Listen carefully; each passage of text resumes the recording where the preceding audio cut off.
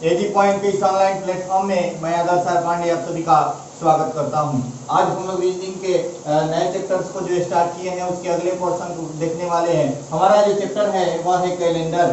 Calendar के अंतर्गत हम लोगों ने यह देख लिया था कि लीप वर्ष कौन कौन वर्ष लीप वर्ष होते हैं और कौन से वर्ष सामान्य वर्ष होते हैं। थोड़ी सी साउंड की प्रॉब्लम हो सकती है क्योंकि मौसम जो है वह बारिश का मौसम है और बारिश के कारण थोड़े से बाहर की भी आवाजें आ सकती है। चलिए देखते हैं आगे जो हम लोग सीखने वाले हैं। एक बार इसको पहले वाले को कंफर्म कर लेते हैं और फिर आगे बढ़ते हैं। देखिए हमने बताया था कि कौन से वर्ष लीप वर्ष होते हैं। देखिए लीप वर्ष के लिए क्या करते हैं, लीप वर्ष के लिए 4 से भाग देते हैं।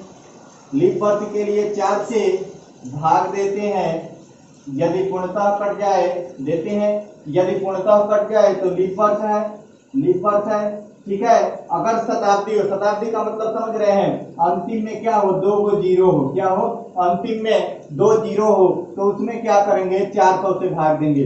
यदि पूर्णतः कट जाए, यदि पूर्णतः विभाजित हो जाए, पूर्णतः डिविजिबल हो तो क्या होगा, लीप वर्ष होगा। समझे, लीप वर्ष होगा। बातों को एक बार फिर से समझ लीजिए कि यदि लीप वर्ष जो होगा, लीप वर्ष में 4 से भाग देने पर यदि पूर्णतः कोई भी वर्ष हो, यदि 4 से भाग देने पर पूर्णतः कट जाए तो वह लीप वर्ष है। लेकिन एक बात को ध्यान में रखिएगा, यदि उसके अंतिम 2 अंक शून्य है, अंतिम 2 अंक क्या है, शून्य है, यानी जो 4 संख्याएं होंगी अंतिम 2 अंक शून्य है तो उसमें 400 से भाग देंगे। और यदि 400 से भाग देने के बाद पूर्णतः कट जाए तो वह क्या होगा, लीप वर्ष होगा। जैसे यहाँ पर एक बात समझ लीजिए, जैसे 1900 है, यहाँ पर देखिएगा इसके क्या है, अंतिम 2 अंक 0 है। अब इसमें हम क्या करेंगे, 400 से भाग देंगे।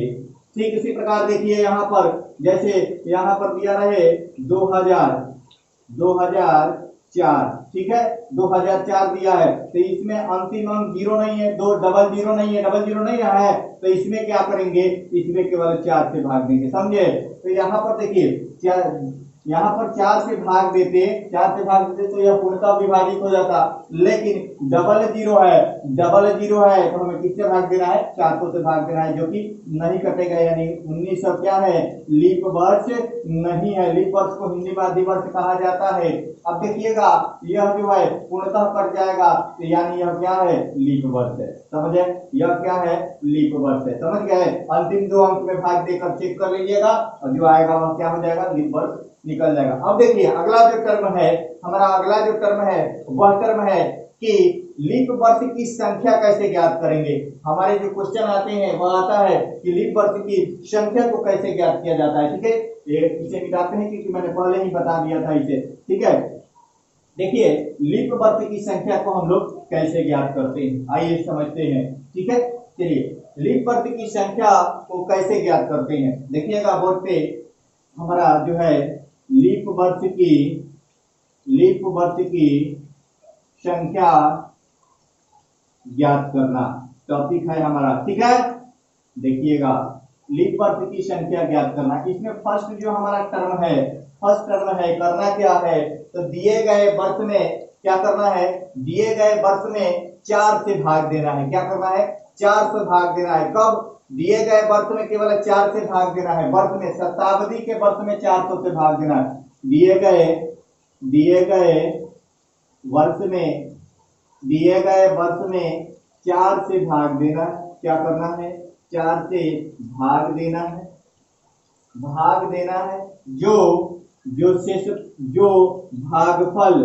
जो भागफल आएगा वह लीप वर्ष की संख्या होगा।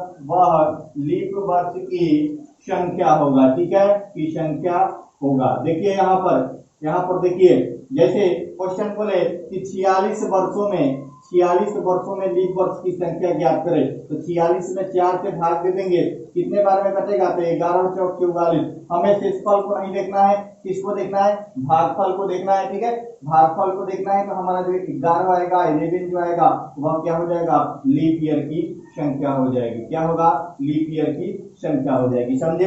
अब देखिए, अब यदि यदि यदि शताब्दी के वर्ष हो, शताब्दी के वर्ष हो, तो उसमें क्या करेंगे, 400 से भाग देंगे। किससे भाग देंगे, तो 400 से भाग देंगे। देखिए यहाँ पर अगला जो हमारा टर्म है वह है कि शताब्दी के वर्ष हो, शताब्दी के वर्ष हो, तो उसमें 400 से भाग देंगे, ठीक है। और भाग देंगे, और यदि पूर्णतः कट जाए, और यदि, जो कि हमने बताया था, और यदि पूर्णतः कट जाए, पूर्णतः डिविजिबल हो, पूर्णतः विभाजित हो जाए। देखिएगा हिंदी में इसलिए मैं पढ़ा रहा हूँ कि बाइलिंगुअल पढ़ाना, अगर हिंदी इंग्लिश दोनों में पढ़ाने लगूं तो काफी टाइम वेस्ट होगा, ठीक है। तो शताब्दी का में इंग्लिश होता है सेंचुरी, वर्ष का तो इंग्लिश जानते होंगे ईयर होता है, उसमें क्या 400 से डिवाइड कर देना है बस, ठीक है। यदि पूर्णतः विभाजित हो जाए यानी फुली डिविजिबल हो, ठीक है, यानी उसका रिमाइंडर शून्य आ जाए, शेषफल शून्य आ जाए, तो वह क्या होता है, लीप वर्ष होता है। बस कुछ नहीं करना, लीप वर्ष होता है। यह तो पहले से समझते हैं। अब देखिए करना क्या, एक बार इसका स्क्रीनशॉट लीजिए।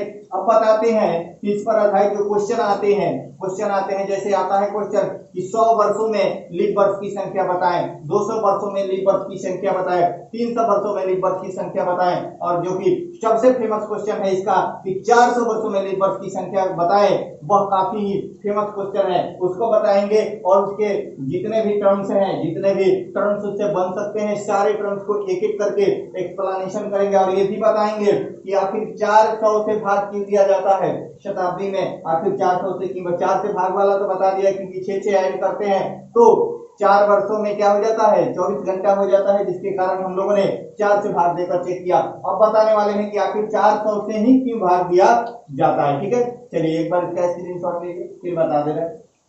कैलेंडर जो चैप्टर है यह वर्तमान समय के कॉम्पिटिटिव एग्जाम का काफी महत्वपूर्ण चैप्टर है, ठीक है, और यह इसका उपयोग दैनिक जीवन में भी है।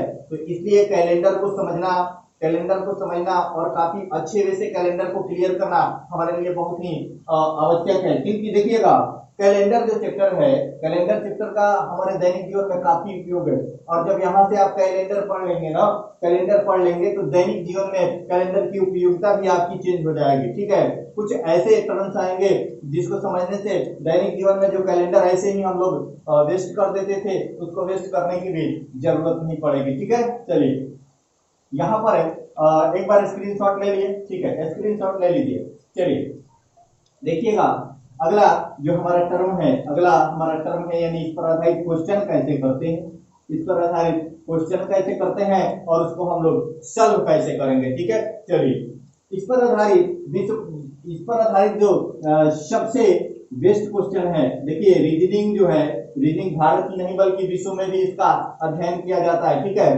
तो देखिए यहाँ पर देखिएगा एक क्वेश्चन करता है, काफी बेस्ट क्लास का क्वेश्चन है, करता है कि 400 वर्षों में लीप वर्ष की संख्या ज्ञात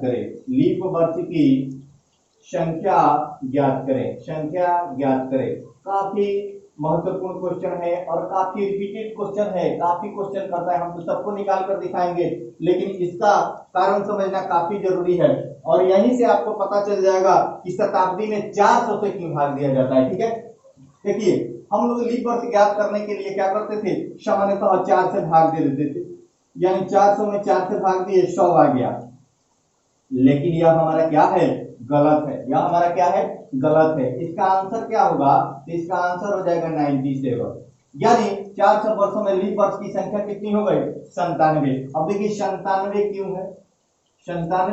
क्यों हुआ, जानना जरूरी है ना, 97 क्यों हुआ। तो इसके कारण को देखिएगा, इसका कारण क्या है, इसका कारण देखिएगा, हम कैलेंडर को समझा रहे हैं ऐसे कि एक भी पॉइंट नहीं छूटेगा, ठीक है। कारण एक बार जान लीजिए, क्योंकि देखिए कारण जानने रहिएगा ना तो भविष्य में कभी भी कोई प्रॉब्लम नहीं आएगा, क्योंकि कैलेंडर चैप्टर का दैनिक जीवन में भी बहुत सारा उपयोग है। देखिए हमने बताया था कि ग्रेगोरियन कैलेंडर इसका आधार क्या है, तो इसका आधार है सौर वर्ष, सौर मास, सोलर वैल्यू है, ठीक है, जिसका मान, तो इसका कारण जानिए।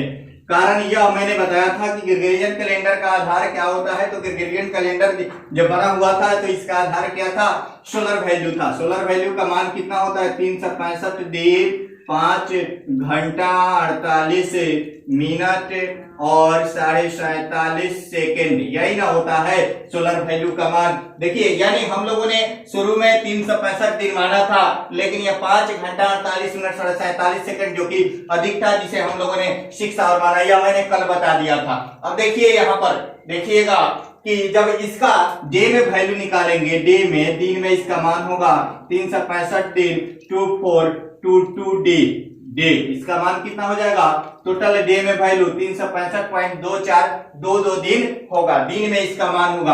अब देखिए 365 दिन 2422 यह तो आ रहा है, यानी 2422 दिन प्रत्येक वर्ष अधिक हो जाता है। प्रत्येक वर्ष कितना अधिक होता है, अधिक कितना होता है, तो 0.2422। कैसे पता चला, तो 365 से इतना अधिक है ना। तो अब देखिए 4 वर्षों को हम लोग एक दिन मानते हैं, क्या यह हमारा वास्तविक है जो गुना करने पर एक दिन आता है। तो देखिए यहाँ पर 4 से जब गुना कीजिएगा तो कितना हो जाएगा 886, और यह कितना हो जाएगा 428, यानी 0.9688 आएगा, जो कि 1 से क्या है, जो कि 1 से कम है, 1 से कम है। यानी चौथे वर्ष हमारा क्या होता है, प्रत्येक चौथा वर्ष क्या होता है, लीप वर्ष होता है। लेकिन उस बात को ध्यान में रखिएगा, प्रत्येक चौथा वर्ष लीप वर्ष होता है, लेकिन उस बात को ध्यान में रखिएगा कि कब नहीं होता है, ये मैं बताने वाला हूं कि प्रत्येक कब चौथा वर्ष लीप वर्ष नहीं होता है। देखिए यहाँ पर, और इसे कैसे हटाया गया कि यह लीप वर्ष नहीं है, ठीक है। इसे माना गया कि यह लीप वर्ष इसे नहीं माना जाएगा, कब और कैसे माना गया, इन सारी बातों को एक एक करके मैं समझाने जा रहा हूं, ठीक है। देखिए यहाँ पर यह तो हमारा 1 से कम है, तो कितना कम है, देखिए कितना कम है, यानी कम, देखिएगा 1 से कितना कम, तो 1 में से घटा दिए 0.9688, जो कि कितना आएगा 0.312, कितना आएगा 0.312 आएगा। देखिए अब यहाँ पर देखिए 0.0312 आएगा, ठीक है, 0.0312 आएगा, ठीक है। अब देखिए यहाँ पर देखिएगा अब क्या हुआ कि यह तो 1 से कम हो गया, 1 से इतना कम है, लेकिन हमने चौथे वर्ष को 1 मान लिया, तब देखिए हुआ क्या हो गया था कि जब हम लोगों ने 400 वर्षों की, जब हमारे कैलेंडर का 400 वर्ष पूर्ण हुआ था, तो यह 3.12 डेज अधिक हो जा रहा था। क्या हो जा रहा था, अधिक हो जा रहा था। तब तो हमारा कैलेंडर बेकार हो जाता, तब क्या किया गया, तब उसी समय संशोधन किया गया। कब, जब 400 वर्षों पर लीप वर्षों की संख्या निकलती है, तो इसमें यह बताना जरूरी होता है कि आखिर कैलेंडर में किस प्रकार संशोधन हुआ, और आगे यह भी बताएंगे कि हमारा कैलेंडर कब बेकार हो जाएगा, यानी उस समय भी पुनः एक बार फिर संशोधन करना पड़ेगा, तो वो भी बताने वाले हैं, ठीक है। यहाँ पर देखिए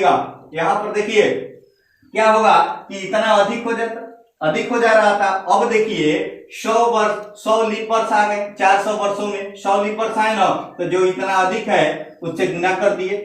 देखिए 100 गुने 0.0312, जब गुना करने के बाद क्या आ रहा था 312 डेज, यानी इतना दिन क्या हो जा रहा था, अधिक हो जा रहा था। कब, 400 वर्षों में इतना दिन अधिक हो जा रहा था। तब क्या किया गया, हमारे कैलेंडर में क्या परिवर्तन किया गया, बोला गया उस समय यह बोला गया कि शुरू के 3 वर्ष यानी 100, 200 और 300, 100, 200 और 300 को क्या किया जाएगा, लीप वर्ष नहीं माना जाएगा। क्या, तो लीप वर्ष नहीं माना जाएगा। बातों को ध्यान से समझिएगा, ऊपर लिख देते हैं, ठीक है, यहां पर लिख देते हैं कि 100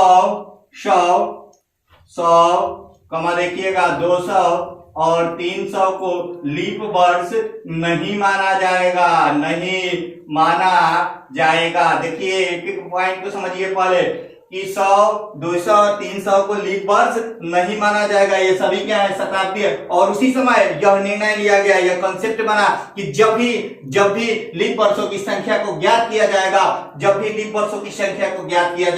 तो किससे भाग दिया जाएगा, 400 से भाग दिया जाएगा। और देखिए 400 से भाग दिया जाएगा तो हम लोग क्या करते हैं कि जब भी लीप वर्ष की गणना और अंतिम क्या हो, अंत में डबल जीरो हो, तो हम लोग क्या करेंगे, लीप वर्ष ज्ञात करना हो, लीप वर्ष चेक करना हो तो 400 से भाग देकर चेक करेंगे। ठीक है, एक बार इसका स्क्रीनशॉट ले, एक बार फिर से समझिए। यहाँ पर देखिए 400 वर्षों में लीप वर्ष की संख्या पूछे तो क्या हो जाएगा, 100 तो हमें भाग देने पर प्राप्त होता है, लेकिन वह कितना होगा, 93 होगा। क्यों? क्योंकि शुरू के 100, 200 और 300 लीप वर्ष नहीं है। कैसे नहीं है, मैंने बता दिया। कैसे बताया कि हमारे लीप वर्ष का आधार क्या है, सोलर वैल्यू है। सोलर वैल्यू में इतना होता है जिसे डे में चेंज करने पर 365 दिन 2422 डेज होता है, जो कि यहाँ पर गुना करने पर 4 से गुना करने पर इतना आ रहा है, लेकिन हम इसे 1 मानते हैं तो प्रत्येक वर्ष हमारा कितना अधिक हो जा रहा है, तो 0.312। अब देखिए 0.312 डेज अधिक हो जा रहा है। अब 100 से कितना अधिक हो गया, 100 से गुना किए तो 3.12 दिन हमारा अधिक हो गया। कब, 400 वर्षों में। तो हमने 3 दिन तो हटा दिया। कौन कौन सा दिन हटाया, तो 100 वाले जो आया था शताब्दी का उसको लीप वर्ष नहीं माना, 200 वाले को लीप वर्ष नहीं माना और 300 वाले को लीप वर्ष नहीं माना। और ये उसी समय कंसेप्ट यह निर्माण हुआ कि 400 से भाग देकर, 100 से भाग देकर कभी चेक नहीं करना है, 400 से भाग देकर चेक करना है। कब, जब अंतिम 2 अंक क्या हो, शून्य हो, लास्ट के अंतिम लास्ट 2 डिजिट क्या हो, 0 हो, तो हम लोग क्या करेंगे, भाग देंगे किससे, 400 से भाग देकर के और चेक करेंगे। अब देखिए यहां पर क्या होगा कि हमारा कैलेंडर कब बेकार होगा, यानी हमारे कैलेंडर में भी एक बार पूर्ण फिर परिवर्तन करना पड़ेगा। कब, तो 33-27 वर्ष बाद, 33-27 वर्ष बाद हमारे कैलेंडर में 1 दिनों की वृद्धि होगी। हम लोग तो उस समय नहीं रहेंगे, लेकिन जो रहेंगे वो अवश्य देखेंगे कि 33-27 वर्ष बाद हमारे कैलेंडर में फिर एक बार 1 दिनों की वृद्धि होगी। तो वह वृद्धि कैसे होगी, तो देखिए यहाँ पर 312 डेज अधिक हो रहा था, जिसमें हमने क्या किया था, 3 दिनों को तो हटा दिया, 100, 200 और 300 वाले को, 100, 200 और 300 वाले को हटा दिया, लेकिन हमारा 0.12 डेज तो 0.12 डे तो हमारा अधिक हो रहा था, जो कि 33-27 वर्षों के बाद, जो कि 33-27 वर्षों के बाद क्या हो जाएगा, हमारा 1 दिन का निर्माण करेगा और 1 दिन का निर्माण करेगा और वहीं हमारा कैलेंडर में 1 दिनों की वृद्धि हो जाएगी। ठीक है, चलिए एक बार स्क्रीनशॉट ले लीजिए, एक बार स्क्रीनशॉट ले लीजिए। अब इस पर आधारित कुछ क्वेश्चन कराते हैं और उस क्वेश्चन को समझिएगा। ठीक है, चलिए स्क्रीनशॉट ले लीजिए। देखिए कैलेंडर का हमारे दैनिक जीवन में काफी उपयोग है और उसकी उपयोगिता को समझना काफी जरूरी है। ठीक है, तो हम लोग एक एक पॉइंट को क्लियर करेंगे और तब जाकर देखिए ये जो क्वेश्चन है, एक क्वेश्चन रिपीटेड क्वेश्चन है, काफी बार क्वेश्चन किया हुआ है और किसी भी एग्जाम में यह क्वेश्चन कर सकता है क्योंकि फेमस क्वेश्चन है। देखिए जो क्वेश्चन रिपीट होने लगते हैं उसको, उन क्वेश्चनों के आने की प्रवृत्ति, आने की मतलब संभावनाएं काफी अधिक हो जाती है। ठीक है, चलिए यहाँ पर एक बार इसका स्क्रीनशॉट ले लीजिए। ठीक है, चलिए यह कारण है। अगर कोई पूछ दे आपसे कि क्यों सन का 97 माने, तो यही कारण है इसका 97 मानने का। ठीक है, इसका 97 मानने का यही कारण है। ठीक है, और यह 400 से भाग देने का भी आपने कारण जान लिया। ठीक है, चलिए अब देखिए इस पर आधारित जो और क्वेश्चन बनते हैं उसको देखिएगा। देखिए यहाँ पर देखिए बोलेगा कि 100 वर्षों में लीप वर्ष की संख्या ज्ञात करें। लीप वर्ष की संख्या ज्ञात करें 100 वर्षों में। देखिए कैलेंडर स्टार्ट किए, केवल लीप बता दिए और सीधे डे का कोड दे करके और दिन निकलवाने लगे, ऐसे कैलेंडर चैप्टर नहीं होता है। ठीक है, कैलेंडर चैप्टर में बहुत सारे टर्म्स है, एक टर्म नहीं है। कैलेंडर चैप्टर में बहुत सारे टर्म्स है और सभी टर्म्स को जानना जरूरी होता है कि कब इसका कोई कैलेंडर का कोई लिमिट नहीं है कि कब कौन से एग्जाम में कौन सा क्वेश्चन कर देगा। ठीक है, कौन से एग्जाम में कौन सा क्वेश्चन कर देगा। और कैलेंडर चैप्टर आज के मॉडर्न एज के जितने भी कॉम्पिटिटिव एग्जाम हो रहे हैं उसमें का महत्वपूर्ण चैप्टर हो गया है कि इसमें से आना ही है और एक नहीं 2 3 4 क्वेश्चन भी कर दे रहा है इससे। ठीक है, अब देखिए यहाँ पर 100 वर्षों में लीप वर्षों की संख्या ज्ञात करें, तो क्या करेंगे, लीप वर्ष 100 जो वाला जो है 100 तो ये तो शताब्दी में आ गया क्योंकि इसमें अंतिम 2 अंक क्या है, 0 है। अब देखिए 100 वर्षों में लीप वर्ष की संख्या जब ज्ञात करनी है तो हम तो 99 तक न ज्ञात करेंगे, तो 99 में 4 से भाग दे दिए, 4 से भाग दे दिए, कितना हो गया 24। अब 100 वाले को चेक करेंगे, 100 वाले शताब्दी है तो शताब्दी में तो 4 से भाग नहीं देंगे, ठीक है, 100 12 शताब्दी है तो 100 में किससे भाग देंगे, 400 से भाग देंगे। क्या यह पूर्णतः कट रहा है, क्या यह पूर्णतः कट रहा है, नहीं कट रहा है, यानी 100 वाला हमारा क्या है, 100 वाला। और ऐसे भी मैंने बता दिया कि 100 वाला क्या है, 100 वाला क्या है, वह लीप वर्ष नहीं है, लीप वर्ष नहीं है। तो इस प्रकार कितना हो जाएगा लीप वर्षों की संख्या, तो इस प्रकार लीप वर्षों की संख्या 24 हो जाएगी, यानी 100 वर्षों में लीप वर्ष की संख्या कितनी हो जाएगी, 24। देखिए अगर दिया रहे कि 200 वर्षों में, देखिए 100 वर्ष वाले और 400 वर्ष वाले क्वेश्चन काफी किए हुए हैं। अगर देता कि 200 वर्षों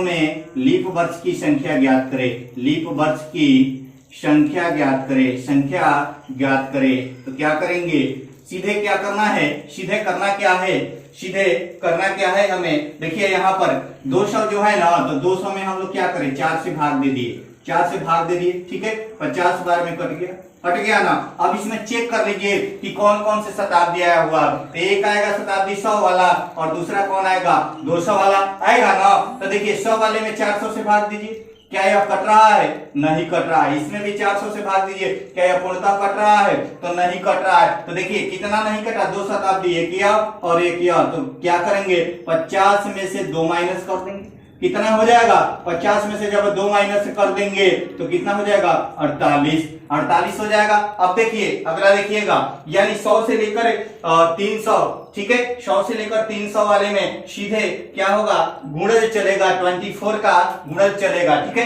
24 हो गया। तो इसमें कितना आया, 28 आया, ठीक है। अगर क्वेश्चन करता, ठीक है, इसे एक बार इसका स्क्रीनशॉट ले लीजिए, एक बार इसका देखिए क्वेश्चन जो है 100 वाला और 400 वाला काफी बार रिपीटेड क्वेश्चन है, तो उसको तो हमने समझा दिया है, लेकिन एक और 300 वाला आपको समझा देते हैं। देखिए क्वेश्चन काफी आते हैं, ठीक है, और ऐसे सामान्य रूप से पूछे तो सीधे 4 से भाग दे देना, ठीक है। चलिए अब देखिएगा यहाँ पर देखिए, अगर क्वेश्चन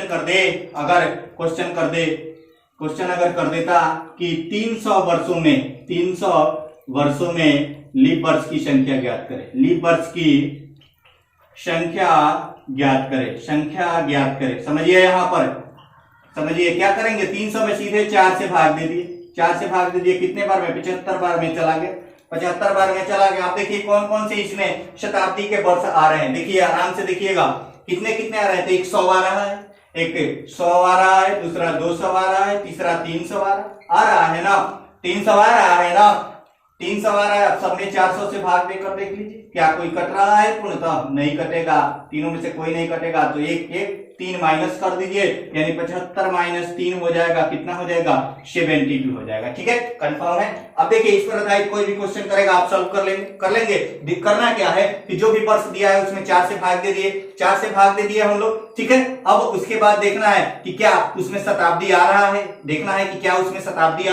अगर शताब्दी आ रहा है तो उसको माइनस कर देना है, ठीक है, कंफर्म है। अगर उसमें शताब्दी आ रहा है तो उसको क्या करना है, 400 से भाग दे करके और चेक करके और माइनस कर देना है, कुछ करना नहीं है, ठीक है। 400 से भाग दे करके चेक करना है, यदि पूर्णतः कटेगा तो ऐड होगा, नहीं कटेगा तो माइनस होगा, कंफर्म है ना, ठीक है। स्क्रीनशॉट लीजिए, ठीक है, स्क्रीनशॉट ले लीजिए, ठीक है।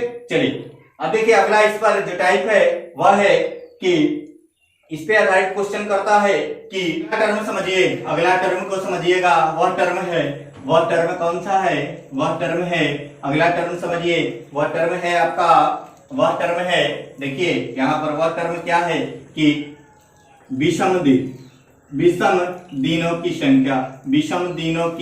संख्या, इंग्लिश में इसका 2 नाम है, इसे विषम दिनों की संख्या या फिर अतिरिक्त दिन कहते हैं, क्या कहते हैं, अतिरिक्त, और इसे इंग्लिश में और क्या कहेंगे, एक्स्ट्रा डेट, ठीक है। तो इसको निकालने के लिए समझिएगा कि विषम दिनों की संख्या को ज्ञात करने के लिए 7 से भाग दिया जाता है। क्या किया जाता है, 7 से भाग दिया जाता है। कब, विषम दिनों की संख्या को अगर हमें ज्ञात करना है तो हम लोग 7 से भाग देंगे और तब जाकर के हम निकालेंगे कि विषम दिनों की संख्या क्या होगी। जैसे अगर पूछे कि 30 दिनों में विषम दिनों की संख्या ज्ञात करें, 30 दिनों में विषम दिन ज्ञात करें, तो क्या करेंगे हम लोग, 30 में 7 से भाग दे दिए, 30 में 7 से भाग दे दिए, कितना आया, 4 बचा, 4 से गया, लेकिन शेष हमारा क्या हुआ, शेष हमारा 2 हुआ, शेष हमारा क्या हुआ 2। तो जो शेष बचेगा, क्या बचेगा, जो शेष बचेगा वही क्या होगा, विषम दिन होगा। क्या होगा, विषम दिन होगा। फिर से समझिएगा, विषम दिनों की संख्या ज्ञात करने के लिए हमें करना क्या है, 7 से भाग देना है, और जो शेष बचेगा वही क्या होगा, विषम दिनों की संख्या होगी। क्या करना है, 7 से भाग देना है, 7 से भाग देना है, और शेषफल जो होगा वही विषम दिन होगा। शेषफल जो होगा वही विषम दिन की संख्या होगी, विषम दिनों की संख्या होगी। विषम दिनों का अन्य नाम क्या होता है, तो अतिरिक्त दिन होता है, इंग्लिश में से ऑड और एक्स्ट्रा डेज के नाम से जाने जाते हैं। ठीक है, चलिए एक बार इसका स्क्रीनशॉट लीजिए कि हम लोग विषम दिन कैसे निकालेंगे। विषम दिनों के लिए क्या करना है, 7 से भाग देना है, और भाग देने के पश्चात जो शेष आएगा वही क्या होगा, तो विषम दिनों की संख्या होगी, वही क्या होगा, तो विषम दिनों की संख्या होगी। ठीक है, अब देखिए इस पर आधारित कुछ क्वेश्चन करते हैं, कुछ टर्म्स को बताते हैं। अब देखिए क्वेश्चन इस पर किया जाता है कि जनवरी महीने में विषम दिनों की संख्या ज्ञात करें, जनवरी महीने में विषम दिनों की संख्या ज्ञात करें, या फरवरी महीने में विषम दिनों की संख्या ज्ञात करें, मार्च महीने में विषम दिनों की संख्या। फरवरी जब भी दिया रहेगा तो उसके साथ वर्ष का नाम जरूर दिया रहेगा, यदि वर्ष नहीं दिया हो तो सामान्य वर्ष मानना है, लीप वर्ष नहीं मानना है। ठीक है, ये देखिएगा यहाँ पर हमें यह ज्ञात होना चाहिए कि कौन से महीने में कितने दिन होते हैं। तो इसके लिए एक टर्म्स होता है, अपने मुट्ठी को बंद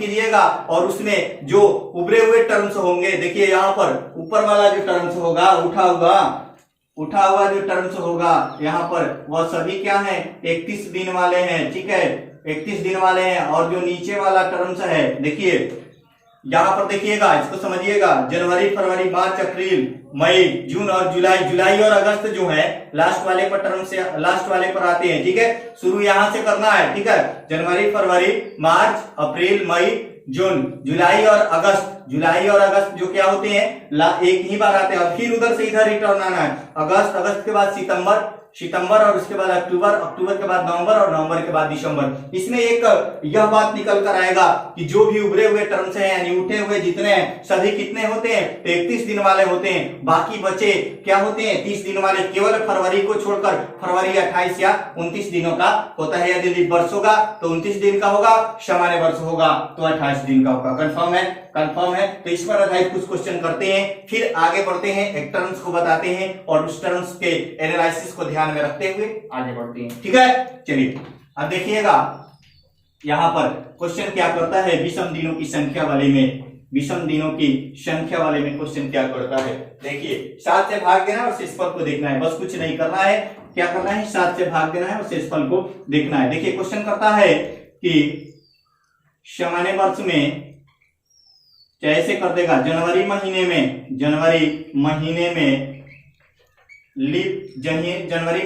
विषम दिनों की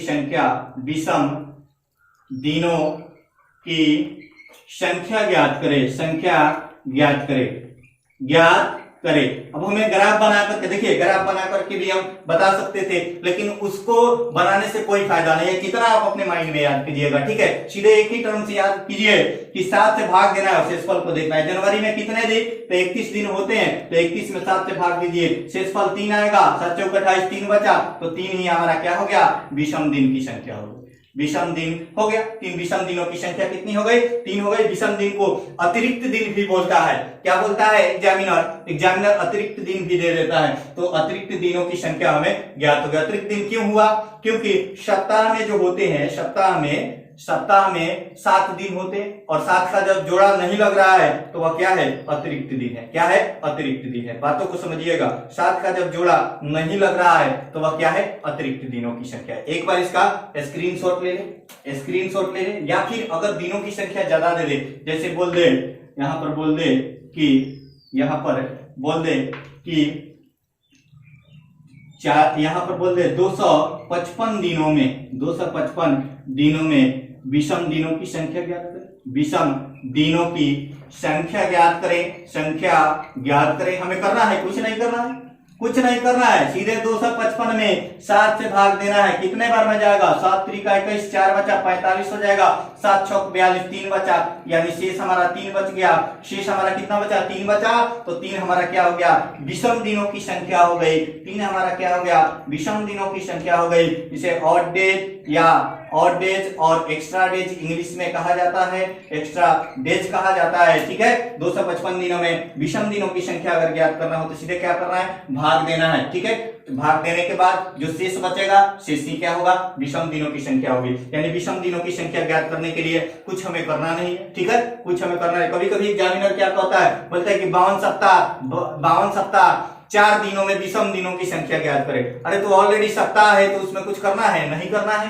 क्या करना है? जो 4 दिन एक्स्ट्रा डेज है वही सीधे विषम दिनों की संख्या भी। वैसे क्वेश्चन को सॉल्व नहीं करेंगे, सीधे माइंड से बता देंगे। ठीक है, चलिए अगर ऐसे क्वेश्चन कर देता उसको भी दिखा देते हैं। बोलता दे देता यहाँ पर 52 सप्ताह नहीं कर दे रहे, 50 सप्ताह 4 दिन। ठीक है, 50 सप्ताह 4 दिन दिया, 50 सप्ताह 4 दिन अगर क्वेश्चन में दे दिया तो इस सप्ताह वाले टर्म तो ऑलरेडी दिया ही है। सप्ताह वाले टर्म या विषम दिन इसलिए 7 से इसलिए भाग देते हैं क्योंकि क्या होता है? वर्ष के 52वें भाग को सप्ताह कहते हैं। और क्या कहते हैं? दिन किसे कहते हैं? तो सप्ताह के प्रथम भाग को दिन कहते हैं। ठीक है, तो यहाँ पर 4 से 4 क्या हो जाएगा? जो शेष बचा होगा यही विषम दिनों की संख्या हो जाएगी।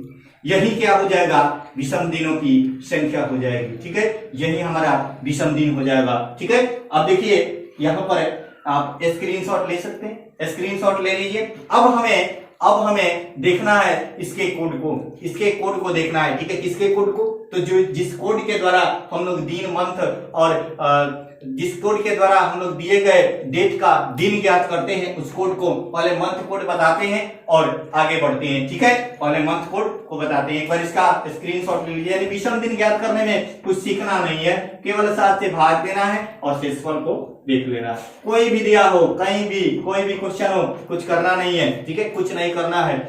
जितने भी टर्म्स देखे हैं उसमें कुछ नहीं करना है, क्लियर कंसेप्ट को जानना है। ठीक है, देखिए इसका जो होता है 144025। ठीक है, 144025036146।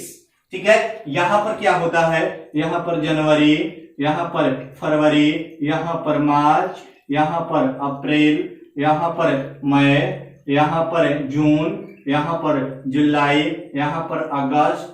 ठीक है, यहाँ पर अगस्त, यहाँ पर सितंबर, थोड़ा सा बड़ा कर देते हैं। ठीक है, यहाँ पर सितंबर। ठीक है, हो गया। यहाँ पर क्या हो जाएगा? 1, यानी क्या हो जाएगा? सितंबर के बाद क्या आता है? अक्टूबर। यहाँ पर क्या हो जाएगा? यहाँ पर नवंबर। ठीक है, और यहाँ पर क्या हो जाएगा? दिसंबर। ठीक है, कंफर्म है। देखिए जनवरी, फरवरी, मार्च, अप्रैल, मई, जून, जुलाई, अगस्त और सितंबर और अक्टूबर। ठीक है, सितंबर, अक्टूबर और नवंबर, दिसंबर। ठीक है, यहाँ पर देखिएगा अब इतना बड़ा कोड है, ऐसे तो याद होगा नहीं। ऐसे हम लोग कितने नंबर को याद कर लेते हैं, लेकिन यह पढ़ाई वाली बात तो हम लोग भूल जाते हैं। लेकिन इसको याद करने का, इसके लिए तो हमें ट्रिक बनाना पड़ता है। पढ़ाई वाली बातों के लिए ट्रिक खोजते हैं सभी लोग। आइए इसके ट्रिक को देखते हैं कि भाई याद कैसे करना है। 1 हो गया जनवरी का, 4 हो गया फरवरी का, 4 हो गया फिर मार्च का, अप्रैल 0, मई का 2, जून 5, ठीक है, जुलाई 0, अगस्त 3, ठीक है, सितंबर 6, अक्टूबर 1, नवंबर 4, दिसंबर 6। ठीक है, यह महीने हैं। क्या है? महीने हैं और उनके कोड हैं। ठीक है, अब देखिए इसको याद कैसे करेंगे। यह सामान्य वर्ष के लिए है, लीप वर्ष के लिए भी बता रहे हैं। ठीक है, इसको याद कैसे करेंगे? अच्छा, इस टर्म को देखिए, यह क्या है? तो 12 का स्क्वायर, यह क्या है? 0। फिर इसको देखिएगा, 12 का स्क्वायर 0, फिर 5 का स्क्वायर, फिर क्या हो गया? 0, फिर 6 का स्क्वायर, उसके बाद बचा क्या? तो 12 का स्क्वायर प्लस 2, यही ना बचा। याद कैसे करना है? तो 12 का स्क्वायर, फिर 0, फिर 5 का स्क्वायर, उसके बाद फिर 0, उसके बाद क्या करना है? 6 का स्क्वायर, फिर 12 का स्क्वायर प्लस 2, यही ना है 144। 12 का स्क्वायर 0, फिर 25 है तो 5 का स्क्वायर, फिर 0 आ गया, 36 है तो 6 का स्क्वायर, उसके बाद 12 का स्क्वायर प्लस 2। यह हो गया हमारे याद करने के ट्रिक। अब देखिएगा इस फॉर्मूले को, और यह जो है सामान्य वर्ष के लिए है। किसके है? तो सामान्य वर्ष के लिए है, सामान्य वर्ष के लिए।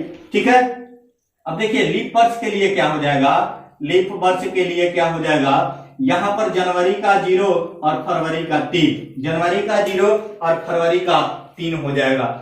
अब देखिए, अगर आप 0-3 याद नहीं करना चाहते हैं तो एक बात को दिमाग में रख लीजिएगा कि जनवरी और फरवरी का जो लीप वर्ष में कोड होता है वह दिए 144 में 14 है ना, तो 1 से कम 0 और 4 से कम 3 हो गया।